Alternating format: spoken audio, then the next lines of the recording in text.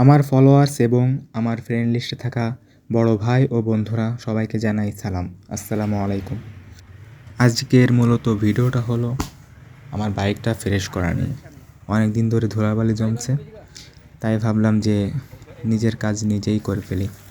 কেননা বাজারে নিয়ে গেলে ভালো মনের মতো আজকে ধোয়া হয় না এবং নিজের টাকাটাও সেভ।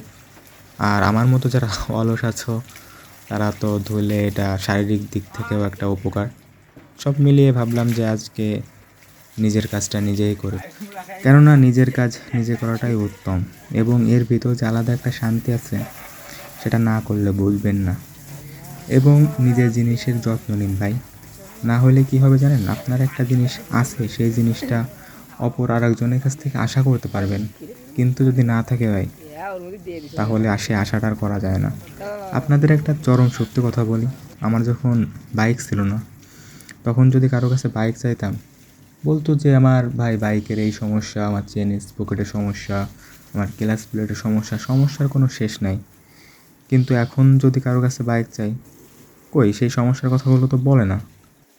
কারণ কি ভাই জানেন? কারণ আমার একটা বাইক আছে, যদি না থাকতো তাহলেই সমস্যাগুলো হতো। যাই হোক, আমরা এখন শ্যাম্পু দিয়ে নিচ্ছি এখানে 5-6টা, কারণ শ্যাম্পু দিয়ে প্রথম হলো ভিজাইছি, গাড়িটা ধুইছি, তারপরে শ্যাম্পু দিয়ে এখন উপর দিয়ে নিচে দিয়ে ডলে নেব।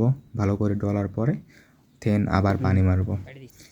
এই যে শ্যাম্পুটা ভালো করে গলিয়ে এখন বাইকটা চারিপাশ দিয়ে ভালো করে ডলতেছি, যাতে যেখানে যেখানে ময়লা আছে সবগুলো উঠে যায়।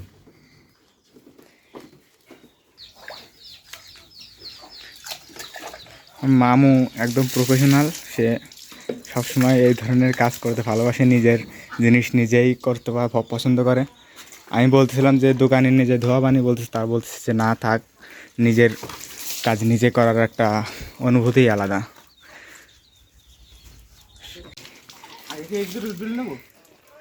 আরে ওই তো নিচে ডল, শ্যাম্পুটা নিচে ওই যে ট্যাঙ্কি ডল পানি তুই নিচে ডল হয় ভাঙা দি। সম্পূর্ণ ফ্রেশ করার পরে বাইকটার লুক দেখেন, জাস্ট ওয়াও, মাশাআল্লাহ, অনেক সুন্দর হয়েছে। এখন বাইকটা রোদে শুকাতে দেব, তারপরে স্প্রে করতে হবে।